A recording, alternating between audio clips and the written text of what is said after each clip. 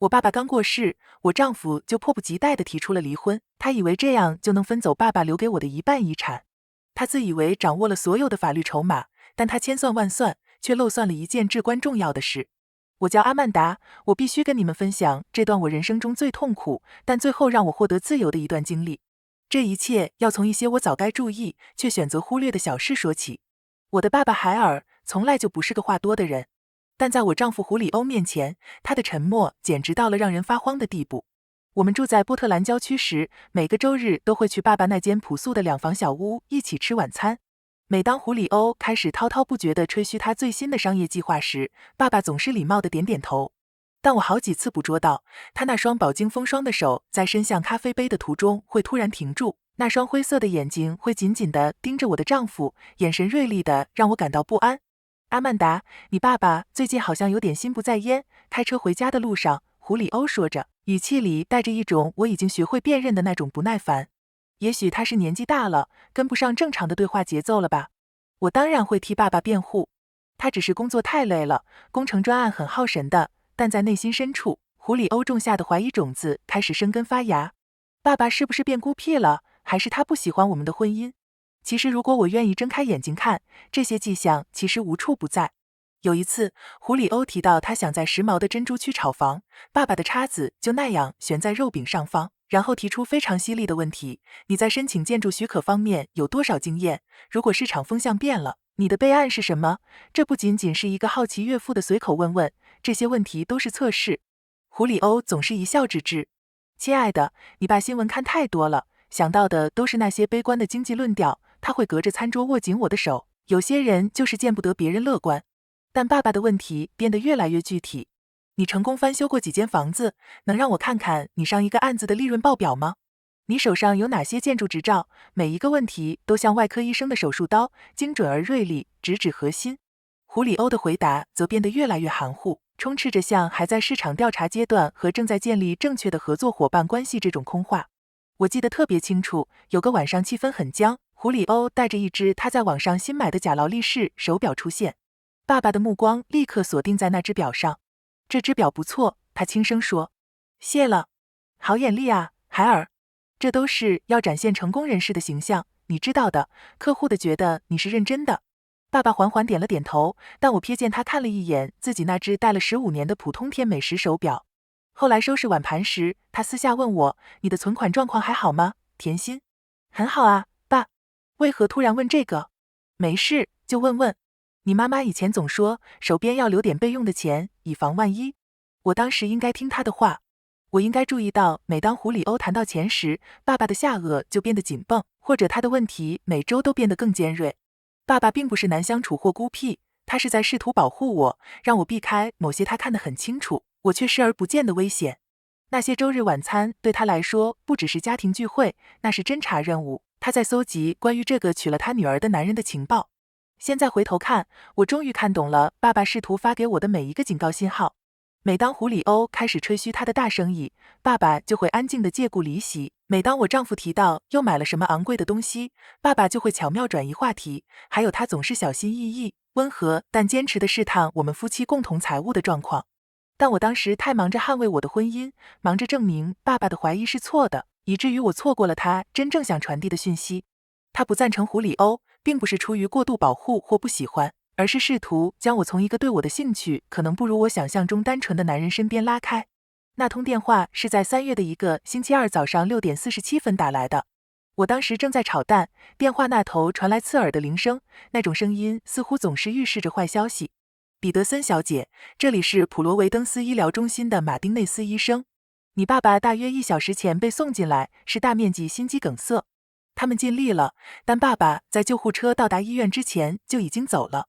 68岁的他只是在早晨煮咖啡时倒在了厨房里。医护人员赶到时，那法式绿鸭壶还是温的。我几乎不记得第一天是如何过的，只记得自己坐在医院停车场，靠着胡里欧的肩膀痛哭，而他则拍着我的背，说着所有该说的安慰话语。我很遗憾，宝贝。他是个好人，我们会一起度过这难关的。即使在巨大的悲伤中，我也注意到胡里欧切换到处理模式的速度有多快。当我几乎崩溃无法思考时，他已经在列清单、联络殡仪馆、询问关于爸爸身后事的实际问题。别担心这些，他一直说，全交给我处理。在宁静花园殡仪馆，胡里欧用他那种掌控全场的态度，让殡仪馆的负责人对他很满意。我们想要一场庄重但不铺张的仪式，他握着我的手说。海尔是个务实的人，然后他像是不经意地补了一句，他收藏了不少复古钓具和一些漂亮的古董手表，都是真正的收藏品。殡仪馆负责人礼貌地点头，但我却感到一股莫名的寒意。为何胡里欧要跟一个陌生人讨论爸爸的遗物？在守灵期间，胡里欧长袖善舞，轻松地与爸爸的同事和邻居们寒暄，还分享了一些我从未听他说过的故事。海尔就像我的第二个爸爸，他对隔壁的塔格利安太太说。我们花了好几个小时讨论他的投资策略，他在金融方面真的很有头脑。这对我来说简直是新闻。爸爸从未提起他与胡里欧有讨论过投资。事实上，我不记得他们有过任何超过5分钟的私下谈话。他上个月刚给我看了他的钓具收藏。胡里欧对爸爸工程公司的同事亨德森先生说，光是那些复古卷线器肯定就值几千块，更别提他收藏的那些瑞士名表了。我盯着我的丈夫。爸爸从未向胡里欧展示过他的渔具或手表，那些东西被锁在他卧室的衣柜里，是母亲去世后他珍藏的纪念，很少拿出来。胡里欧是如何知道他们的存在？悲伤有时候会让你怀疑自己的记忆。也许我忘了，也许爸爸是在我不在的时候给他看过，也许我只是太伤心，在凭空想象问题。葬礼很庄严。爸爸的工程同事分享了他做事精准、领导沉稳、对每个专案都全心投入的故事。塔格利安太太谈到他在没人要求的情况下帮他修好了坏掉的篱笆。杂货店的桑托斯先生提到，爸爸在圣诞节期间总是给帮忙装袋的年轻人额外的小费。整个过程中，胡里欧都站在我身边，扮演着完美的沉浸在悲痛中的女婿。他甚至发表了一段感人的悼词，赞扬爸爸的智慧与慷慨。事后，不断有人来称赞我，你有这般好的丈夫，海尔一定会为他能这样照顾你感到骄傲。如果他们知道真相就好了。那天深夜，当我埋在枕头里哭泣时，我听到胡里欧在厨房讲电话。他的声音压得很低，但还是透过薄薄的墙壁传了过来。整理所有东西需要几周时间，但就我所看到的，确实很有价值。光是那些手表，随后是一阵沉默，接着他说，不，他还不知道。最好先让他好好哀悼。我当时应该冲出去质问他的。但我精疲力竭，心碎，并且拼命地想相信我的丈夫只是在务实地处理爸爸的后事。有时候我们用谎言说服自己，是因为真相太过残酷，让人无法面对。我告诉自己，他可能是在和他的兄弟商量处理遗产的琐事，他只是做事有条理，考虑周到，关心我罢了。但内心深处，对于他如此迅速地清点爸爸的财产，以及他对那些据说从未见过的物品谈论得如此熟悉，我总觉得不对劲。爸爸葬礼后4周，他合作多年的律师罗伯特打电话来安排讨论遗产事宜。我一直害怕这次谈话，以为钱顶多只够支付丧葬费，也许还能留下1-2件小纪念品。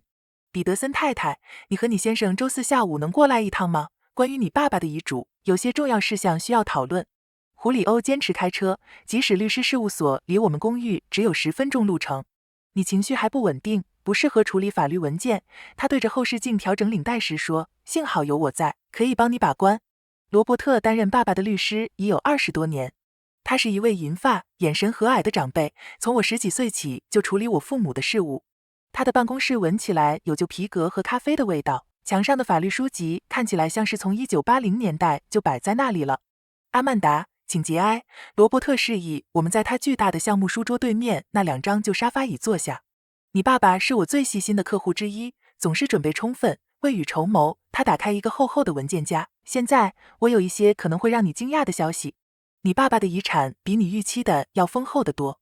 我感觉到胡里欧的手抓住了我的手，给了我一个我以为是表示支持的握压。有多丰厚？胡里欧身体微微前倾，问道。罗伯特推了推老花眼镜。流动资产总额大约是85万美元。房间瞬间安静下来，空气似乎凝结了。85万美元，这不可能，肯定是哪里弄错了。我低声说，爸爸只是个工程师，不是百万富翁。他在那栋小房子住了30年，开的是一辆15年的本田汽车。罗伯特温和地笑了。你爸爸在金钱方面非常自律，阿曼达。几十年来，他的生活开支远低于收入。加上他的薪水、稳健的基金投资，以及你母亲去世时的保险金，他存下了一笔相当可观的积蓄。他想确保你未来生活无虞。胡里欧把我的手握得更紧了。85万，他缓慢地重复着，像是在品尝这几个字的味道。大部分都在保守的共同基金里，一部分是定期存款，还有大约5万在货币市场账户里。罗伯特继续说道，非常稳定，非常安全，典型的海尔风格，不花俏，但30年来稳定增长。当罗伯特拿出另一份文件时，我还在试图消化这些讯息。遗产附带了一些条件，我会在之后向阿曼达详细解释，但在这之前有什么问题吗？我震惊地说不出话。85万，爸爸从未显露过他有如此多的钱。他教我节俭，要我存下每一分钱，避免负债。我一直以为那是因为我们家境普通必须节省，从没想过他是在为我的未来默默积累财富。阿曼达什么时候能动用这笔钱？胡里欧问道，声音里有种我从未听过的急切。罗伯特皱着眉头看了他一眼。这取决于我刚刚提到的条件。海尔对于何时以及如何分配这些资金有非常具体的规定。律师语气中的某种严肃感让我从震惊中回过神来。那话语的分量暗示这不是普通的条件。是什么样的条件？我轻声问道。罗伯特看了看胡里欧和我，然后翻到文件中的特定一页，对着我说，也许我们应该约个时间仔细一起审查这些。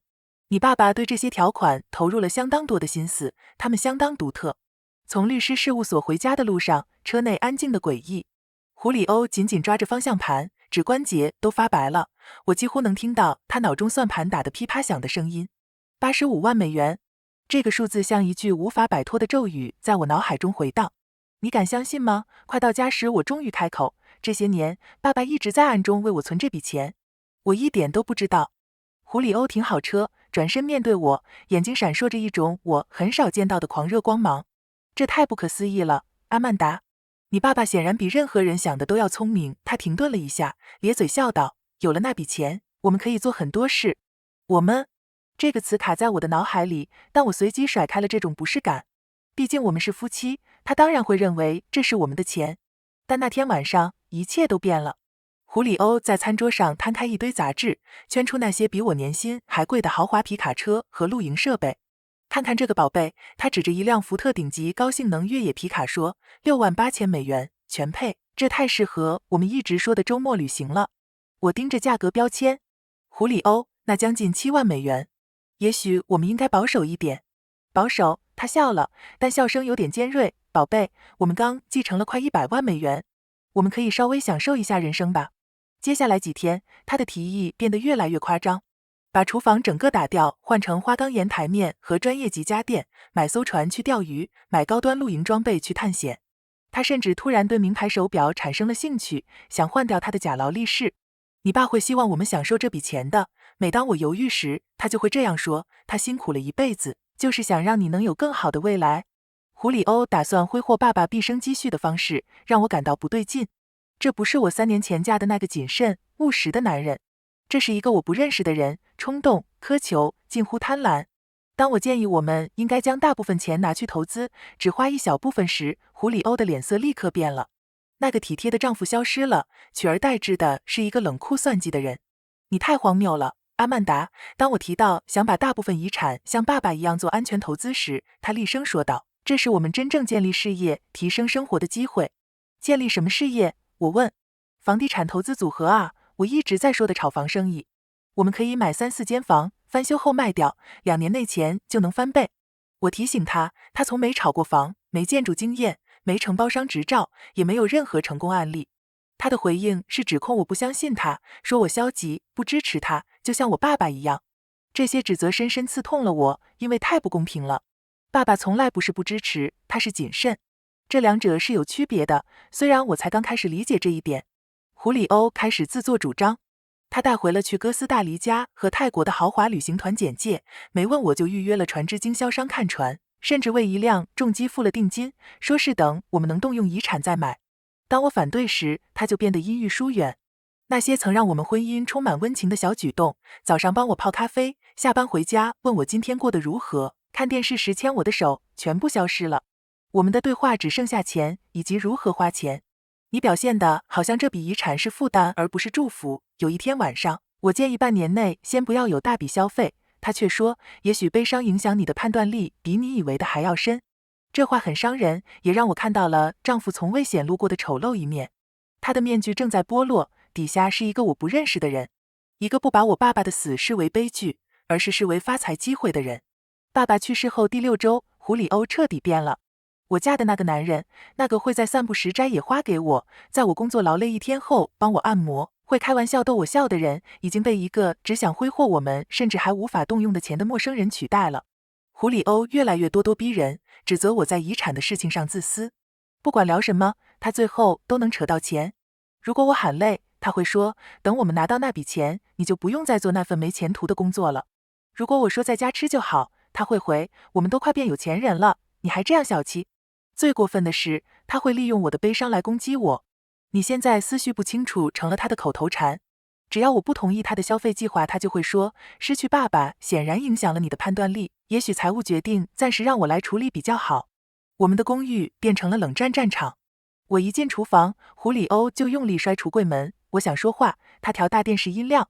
他不再说早安晚安，对待我像个勉强同住的室友，而不是妻子。压垮骆驼的最后一根稻草，是我发现他一直在打电话给车商，告诉他们我们即将继承一大笔钱，询问豪华车的贷款方案。他还把我的名字和电话留给对方，作为共同购买人。你为何不先问过我就这样做？当一位宝马业务员打电话到家里，询问我们何时要试驾胡里欧看上的那辆豪华休旅车后，我质问他，我只是在做准备。他反驳，先把事情安排好，等钱一到就能行动。我们之中总得有人为未来打算，而不是整天沉溺于过去。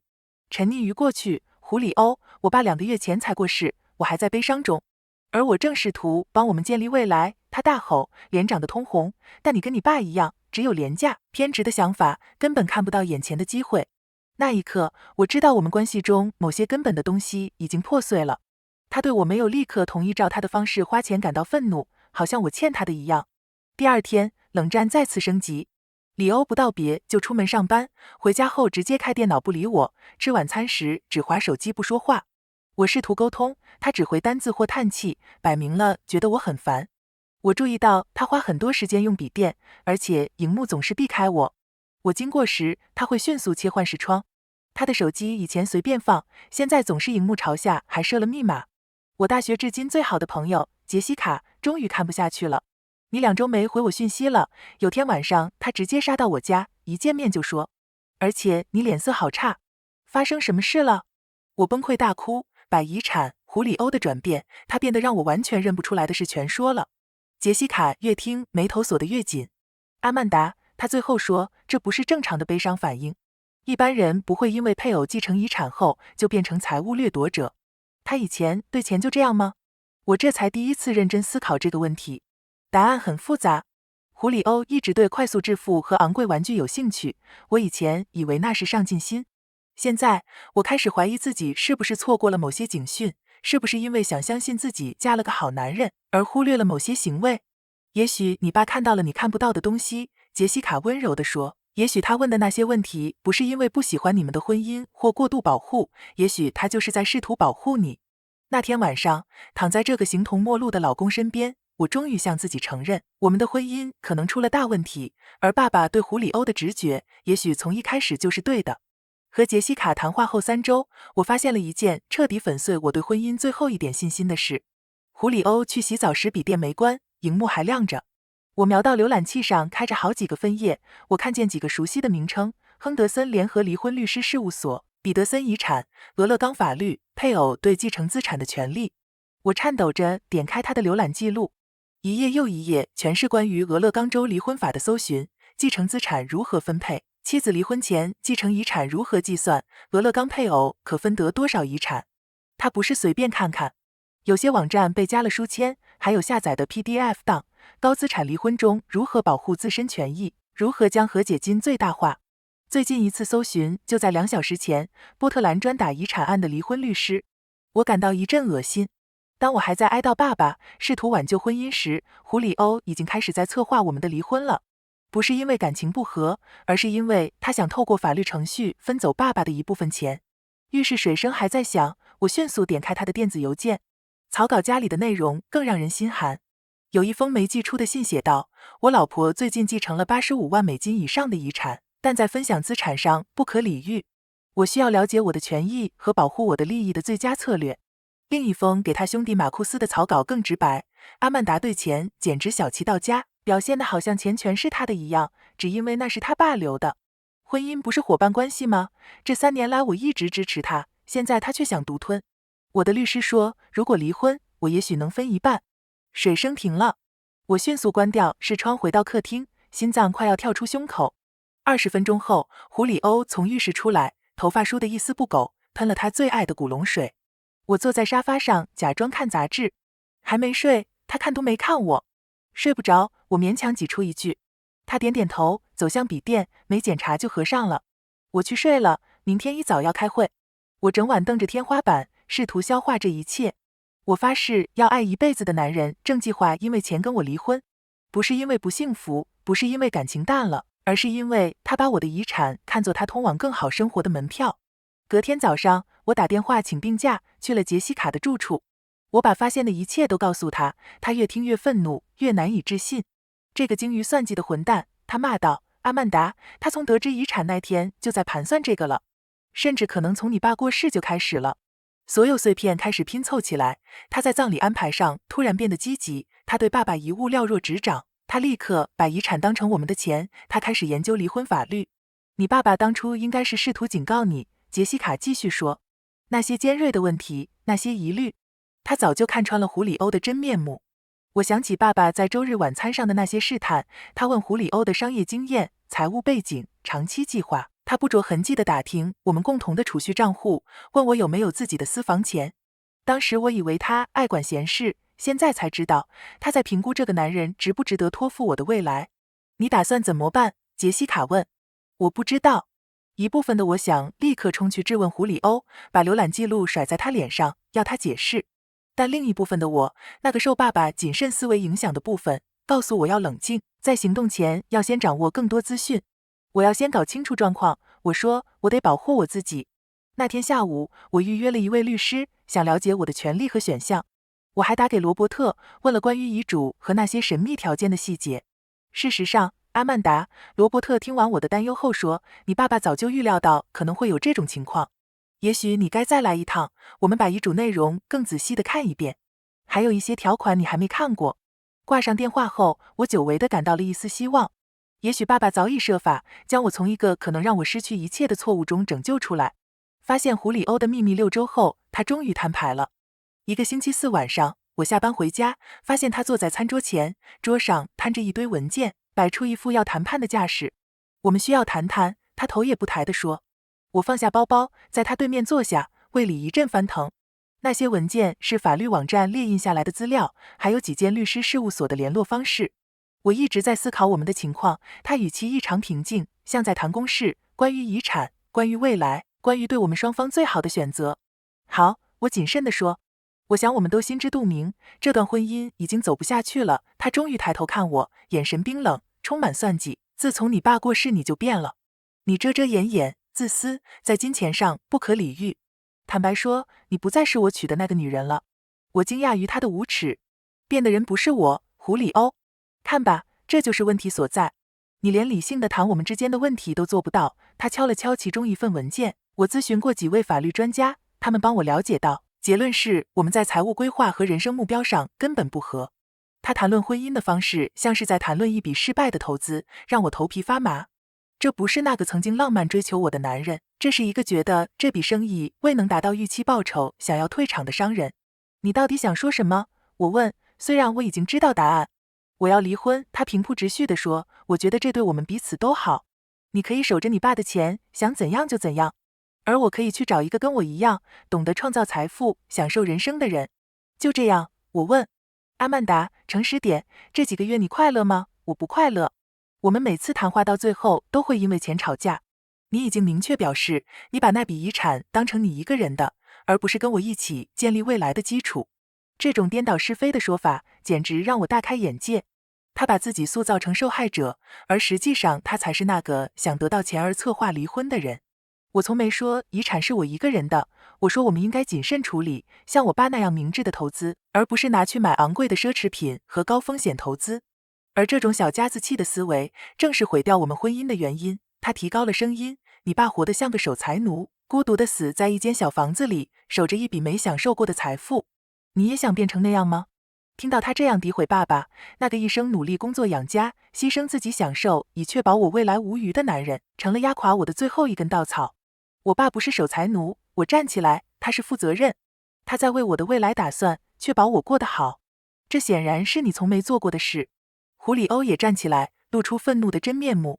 我养了你3年，阿曼达，你做那份不起眼的会计工作时，我是家里的主要经济支柱。我投资了我们的关系，投资了我们共同的未来。现在你有钱了，就想把我一脚踢开。我没想踢开你，我只是想谨慎一点。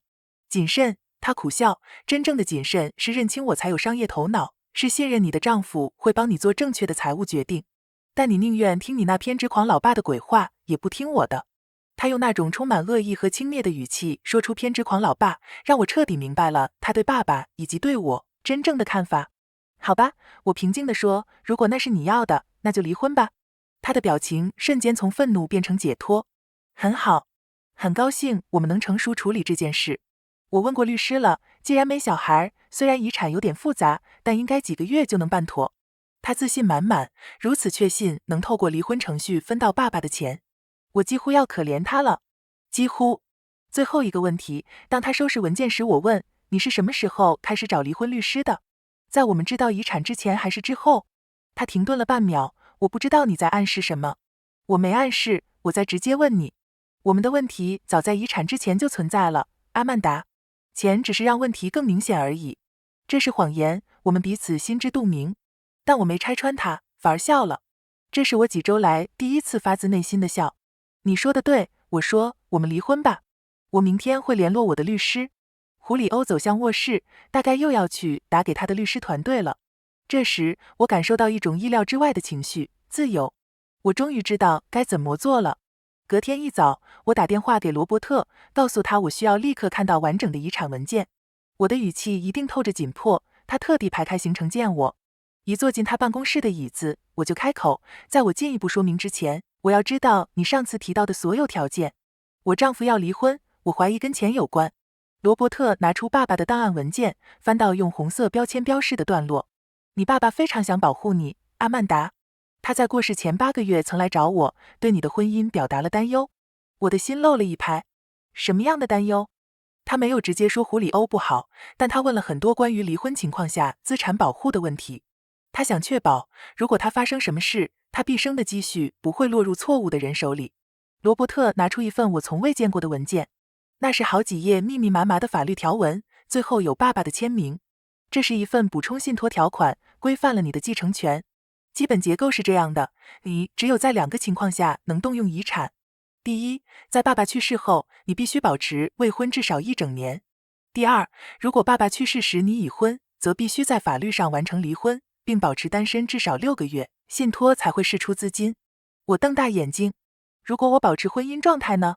所有遗产将全数捐给俄勒冈州残疾退伍军人基金会。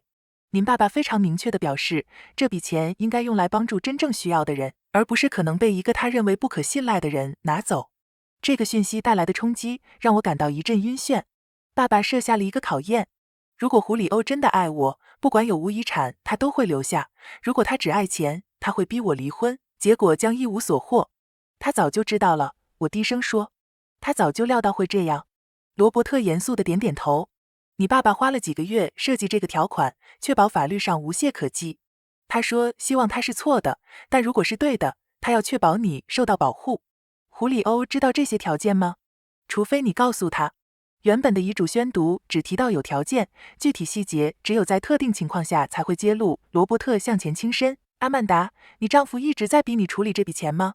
我把胡里欧的转变、挥霍的计划、研究离婚律师的事和最后通牒全都告诉了罗伯特。他听完后拿出一封信，你爸爸预料到的正是这种情况。这封信指明给你，只有在你要求查看完整信托条款时才能打开。我颤抖着打开信封，爸爸的字迹映入眼帘。我最亲爱的阿曼达，如果你正在读这封信，表示我最担心关于胡里欧的事恐怕成真了。我祈祷我是错的，但如果他在得知这笔遗产后露出了真面目，那你需要知道，真爱不该有价码。真正爱你的男人不会把岳父的死当成发财机会。我辛苦一辈子就是想照顾你，我绝不允许任何人利用我的死来占我女儿的便宜。这笔钱是你的，但只有当你离开那个爱钱胜过爱你的人时，它才是你的。相信你自己，相信你的直觉。有时候，一个爸爸能给孩子最大的爱，就是保护他，不让他因自己太过慷慨的心而受伤。永远爱你的爸爸。我折起信，泪水滑落脸颊。爸爸早就看穿了胡里欧这个投机分子。那些尖锐的问题，那些不赞成，其实都是爱，纯粹的保护之爱。所以如果我离婚，我擦乾眼泪，单身6个月后，我就能拿到全部遗产。没错。而胡里欧1毛钱都拿不到，因为这笔钱在婚姻期间从未属于你，它属于信托。我笑了，不是因为好笑，而是因为爸爸的计划太绝妙了。胡里欧以为他在算计我，实际上他是直接走进一个陷阱，最终将一无所获。罗伯特先生，我说，请你准备离婚文件吧，我要确保胡里欧清楚知道他从未有机会得到我爸的任何遗产。我等待着向胡里欧揭晓真相的最佳时机。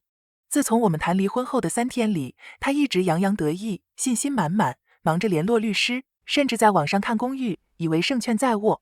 直到某天，他带回一瓶比我们1周菜钱还贵的香槟王。庆祝什么？我问，心里泛起一阵恶心。我今天跟哈里森律师事务所谈过了，他戏剧化地拔出软木塞。他们对我们的案子很有信心。看来俄勒冈州的法律在资产分割上对配偶很有利，就算是继承的钱也一样。他倒了2杯酒，静心地开始和财务自由。我接过酒杯，但没喝。干杯前，关于遗产，有件事你得知道，是罗伯特先生上次没说的细节。胡里欧笑容僵住了。什么细节？我拿出信托文件。爸爸比我们想的都周密。遗产还不是我的，他在一个信托里有严格条件。什么条件？他的声音尖了起来。我只有单身才能拿钱。我必须在他死后保持未婚1年，如果已婚，我必须离婚并保持单身6个月。我把法律文件放在我们之间的桌上，如果我维持婚姻，所有的钱会捐给退伍军人基金会。香槟杯从他手中滑落，摔得粉碎，昂贵的酒液洒满一地。这不可能，他低语。白纸黑字写在这里。爸爸在去世前8个月就设好了这个信托。显然，他对我的婚姻，具体来说是对你，很不放心。我看着他，也就是说，离婚你拿不到钱，不离婚你也拿不到钱。这笔钱在条件满足前属于信托。他抓起文件疯狂阅读，试图用意念找出漏洞。一定有办法，我们可以提出异议，说这是受到不当影响，或他心智能力不足。设立信托前，有2位独立的精神科医师评估过爸爸。这份文件无懈可击。胡里欧的转变简直精彩。那个冷静、算计、要求离婚的商人不见了，取而代之的是一个绝望的男人，突然意识到长期饭票飞了的绝望男人。阿曼达，宝贝，等等，他伸手想抓我。我躲开了。也许我们离婚太草率了。我是说，我们是经历了一些困难，但不代表不能解决啊。是吗？几天前你还说我自私，说我不是你娶的那个女人。我那是在气头上，人一生气就会说些不是真心的话。我们可以去做婚姻咨商，一起解决问题。婚姻是需要双方努力的，对吧？看他拼命想收回说过的话，那模样实在可悲。这个研究了数周离婚律法的男人，现在拼命想挽救他刚宣判死亡的婚姻。那你说我爸是吝啬鬼、偏执狂呢？我那时也很难过啊，阿曼达，我说了些气话。你爸爸是个好人，聪明人，真的太聪明了。他神经质的笑，他真的知道如何保护女儿。没错，他确实知道。接下来1小时，胡里欧用尽手段，道歉，承诺改变，建议用遗产做慈善，甚至提议生孩子。但太迟了，我已经看透了面具下的他，再也回不去了。问题是，胡里欧，我说，我再也无法信任你了。你背着我秘密计划离婚，研究如何瓜分我爸的遗产，把我爸的死当成你致富的机会。这不公平。你说我爸偏执，但他没错，不是吗？他早就看穿了你。胡里欧最后的尝试是诉诸我们共同的回忆。我们有过快乐的时光，阿曼达。记得我们去海边的旅行吗？记得我们刚结婚时多快乐吗？那些都是真的。事前的事搞坏了一切，但我们可以回到过去的样子。但我现在明白，我们过去的样子可能只是一场幻觉。胡里欧对我的好，只有在没有金钱诱惑时。一旦真正的钱出现了，他真正在乎的事就露出来了。爸爸救了我，没让我把人生浪费在一个只爱钱的人身上。离婚程序比我想象的还快。胡里欧的律师一看到信托条款，知道无利可图后，就建议他接受快速、无争议的协议离婚。在最后开庭前一天，胡里欧做了最后一次绝望的和解尝试。他带着花出现在公寓，说他已经反省了自己的错误。我思考了很多，他站在门口，像个推销员。关于我们，关于什么才是真正重要的？钱不是一切，阿曼达，爱才是。你说的对，我说，钱不重要。所以我打算拿到遗产后，捐一大笔钱给慈善机构。他脸色惨白。捐给那个退伍军人基金会？是的，如果我不离婚，钱就会捐去那个退伍军人基金会。我觉得这样做才对得起爸爸的心意。我没说谎，我真的考虑捐一部分。那真是太慷慨了，他勉强说道，但看起来像要吐了。我想你会赞成的，毕竟你说爱比钱重要。11月的一个雨天，离婚正式生效。我感到前所未有的轻松。你感觉如何？杰西卡在电话里问。自由了，我说，我是真心的。6个月的等待期立刻开始。根据信托条款，我必须保持单身，且不得与恋人同居连续180天，遗产才会释出。这像是一段冷静期，让我有机会确保自己的决定是出于理智，而非一时冲动。我好好利用了这段时间。我全心投入工作，在会计公司获得升职和大幅加薪。我开始接受心理咨商，帮助我走出丧父之痛和离婚后生活的转变。听起来你爸爸非常有智慧，我的咨商师陈莎拉医生在一次会谈中说。他创造了一种情境，让你能在不受他直接干预的情况下，看清婚姻的真相。这需要极大的克制与深爱。我也重拾了结婚前的兴趣，徒步旅行和摄影。胡里欧总嫌我喜欢健行很无聊，觉得我玩摄影又贵又不实际。现在我有了自由的周末，可以开车到哥伦比亚河谷，用相机捕捉瀑布和森林小径的日出。这6个月里，最难的不是独处，而是应对胡里欧不时的骚扰。他偶尔会传讯息，聊聊他的近况，说他想我，问我要不要以朋友身份喝杯咖啡。甚至在我升职时传讯说，听说你升职了，我一直知道你的能力不止于此。我真为你骄傲。他居然敢为我的成就感到骄傲，这比他想复合的意图更让我恼火。3年来，他一直在微妙地打击我的信心，暗示我的会计工作可爱但没前途，说我缺乏真正成功的野心。现在我离开他反而成功了，他却想来沾光。我直接已读不回。离婚满6个月又一天的那个寒冷早晨，我接到了罗伯特的电话。恭喜，阿曼达，你已满足信托的所有条件。想约个时间，把遗产转入你的个人账户吗？我当时正走在森林公园的一条登山步道上，晨雾从道格拉斯冷山间升起，一切充满可能。是的，麻烦你了。那天下午，我正式拥有了85万美元。我做的第一件事是开了一张10万美元的支票给俄勒冈州残疾退伍军人基金会，这是想纪念爸爸。我做的第二件事是辞掉工作，开始新生活。我搬离了波特兰，在曼萨尼塔买了一间滨海小屋。虽然房子不大，但充满阳光。我全额付款，没有房贷压力，这房子永远是我的。搬进新家的第一个早晨，我煮了咖啡，坐在俯瞰海滩的小露台上，看着日出，我感到久违的平静。同一个星期，我去了当地动物收容所领养了2只狗，露娜和麦克斯，一对必须一起被领养的救援犬伙伴。驼们的前主人因为搬进安养院而不得不送走驼们。家里有了驼们，充满了温暖与活力。我也开始学画画。我在当地社区中心报名了水彩画课程，在那里认识了其他被曼萨尼塔的自然美景与慢步调吸引而来的居民。画布、画笔、颜料，一个放在露台上的画架，让我可以一边画画一边看海。创作的自由令人沉醉。我的日子逐渐形成一种自然而疗愈的节奏。早上带露娜和麦克斯去海滩散步，沿途收集有趣的浮木和贝壳，下午画画或在洒满阳光的客厅阅读，晚上听着轻柔的爵士乐做简单的晚餐。我加入了当地摄影社团，发现自从有时间真正钻研光影与构图后，我拍的海岸生态与风景照进步神速。多年来第一次，我再次感觉像我自己了，一个有自己兴趣、自己家、自己选择的女人。爸爸的遗产给我的不只是财务安全，他给了我空间与时间去重新发现我究竟是谁。2年后，胡里欧传来短讯，想约喝咖啡叙旧，我直接删除。我猜他突然想联络，更多是来打探我财务状况，琢磨是否有办法重回我的生活，从而间接触及那笔遗产。杰西卡来访，我们一起度过了一个长周末。在我人生转变的整个过程中，他一直保持联系，为我的每一步喝彩，也在我适应单身生活的困难时刻给予支持。你看起来棒极了。我们带着露娜和麦克斯在海滩散步时，他说。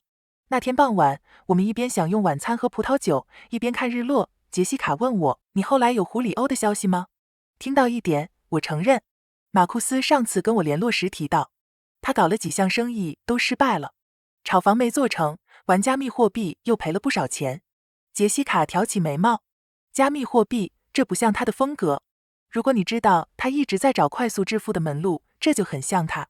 只是结婚时他隐藏的比较好。我若有所思地喝了口酒。我最后听到的是他在一家车行当销售经理。你同情他吗？有时候，我说，但想到他的所作所为，我觉得这都是他自找的。爸爸忌日那天，我去扫墓，我终于懂了。我对着墓碑说，你不只是保护那笔钱，你是保护我不去将就一个不是真心爱我的人。风吹过树梢，我似乎听到他说，你值得更好的。我很快乐，爸爸。我有了一个自己深爱的家，一份让我满足的工作，珍惜我的朋友们。我在学画画，在旅行，我根据自己的意愿做决定，而不是别人的期望。遗产给我的不只是经济保障，它给了我机会去发现真正的自己是谁。